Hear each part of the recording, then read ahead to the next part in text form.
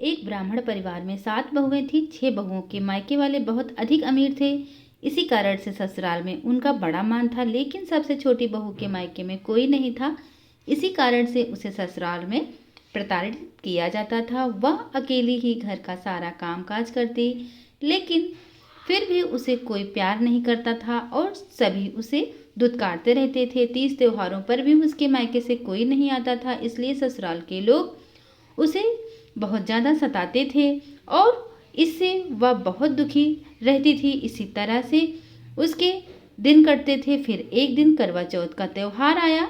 इस अवसर पर अन्य सभी बहुओं के मायके से उनके छोटे भाई बड़े भाई आए, करवा लेकर आए, बहुत सारा सामान भी लाए। पर छोटी बहू के मायके से कोई नहीं आया, क्योंकि छोटी बहू के मायके में कोई नहीं था तो वहां से करवा कौन लाता। सास भी छोटी बहू को ही खरी खोटी सुना रही थी। इससे वह दुखी होकर घर से निकल पड़ी और जंगल में जाकर रोने लगी। वहीं पर एक नाग देवता अपने बिल में रहता था। वह बहुत देर तक उसका रोना सुनता रहा। अंत में वह अपने बिल से निकलकर आया और उससे पूछने लगा कि बेटी, क्या बात है, तुम क्यों रो रही हो? छोटी बहू बोली, आज करवा चौथ का त्योहार है। इस त्योहार पर सभी भाई अपनी बहनों के लिए करवा लेकर आते हैं, लेकिन मेरा तो कोई भाई ही नहीं है। यदि मेरा कोई भाई होता तो आज जरूर करवा लेकर आता। नाग को उस पर दया आ गई और नाग ने कहा, बेटी तुम अपने घर जाओ, मैं अभी करवा लेकर आता हूँ। इतना सुनकर छोटी बहू अपने घर आ गई। थोड़ी देर बाद वह नाग भी मनुष्य का रूप धारण करके उसके घर जा पहुंचा। उसने सास से कहा, हे माता जी, मैं इस छोटी बहू का दूर का भाई हूँ। मैं बहुत वर्षों के बाद वापस आया हूँ, इसलिए अब अपनी बहन से मिलने आया हूँ। इतना कहकर उसने छोटी बहू को करवा दिया और उसके सास ससुर तथा अन्य लोगों को भी अनेकों प्रकार के उपहार दिए। इतना अधिक सामान देखकर सभी लोग चकित रह गए। सास भी अत्यंत प्रसन्न हो गई। तब नाग देवता ने सास से कहा, हे माता जी, मैं अपनी बहन को कुछ दिनों के लिए अपने घर ले जाना चाहता हूँ। तब सास ने प्रसन्न मन से छोटी बहू को उसके साथ भेज दिया। वास्तव में वह नाग सभी नागों का राजा था। वह छोटी बहू को अपने महल में ले आया और उसे सारा महल दिखाकर बोला, हे बहन, तुम जितने दिन चाहो उतने दिन यहाँ पर आराम से रह सकती हो। मन चाहा खाओ, मन चाहा पहनो, पर एक बात याद रखना, सामने रखी नांद का ढक्कन कभी मत खोलना। छोटी बहू उस महल में आराम से रहने लगी, लेकिन नांद के बारे में उसकी उत्सुकता बढ़ती ही जा रही थी।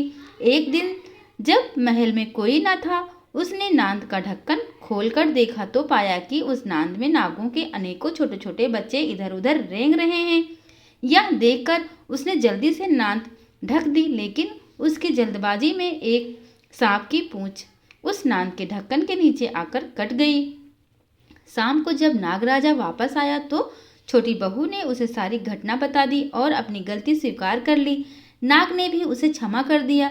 जब छोटी बहू ने ससुराल जाने की इच्छा नाग देवता को बताई तो नाग देवता ने उसे बहुत सारा धन रत्न आदि देकर विदा कर दिया। इतना धन पाकर छोटी बहू के ससुराल के लोग अत्यंत प्रसन्न हुए और इससे छोटी बहू की ससुराल में इज्जत बढ़ गई और सब लोग उसका मान सम्मान करने लगे। उधर जिस नाग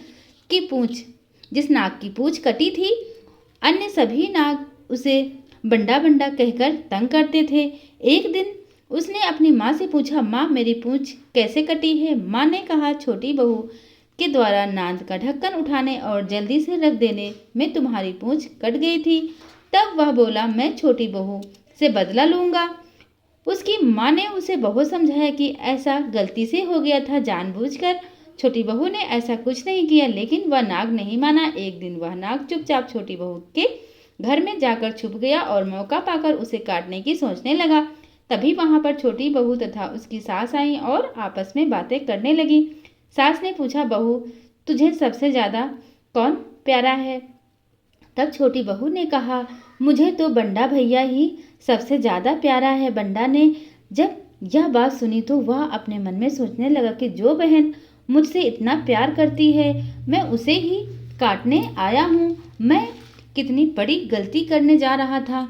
यह सोचकर वो अपने मन में विचार करने लगा कि अच्छा हुआ भगवान ने मुझे यह पाप करने से बचा लिया। इतना सोचकर वह अपने घर को वापस चला आया। जब वह वापस अपने घर पहुंचा तो उससे उसकी माँ ने पूछा, तुम अपना बदला लेकर आ गए?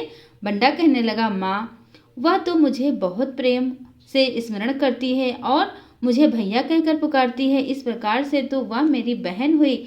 अपनी बहन से कोई बदला थोड़े ही लेता है, इसलिए मैंने बदला नहीं लिया और मैं ऐसे ही चला आया।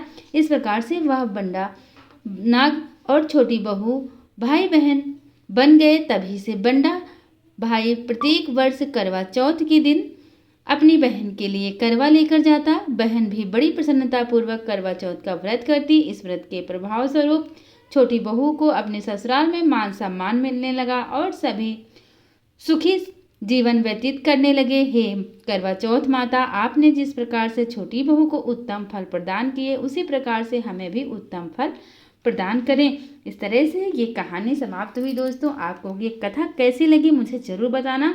हम फिर मिलेंगे नेक्स्ट वीडियो में।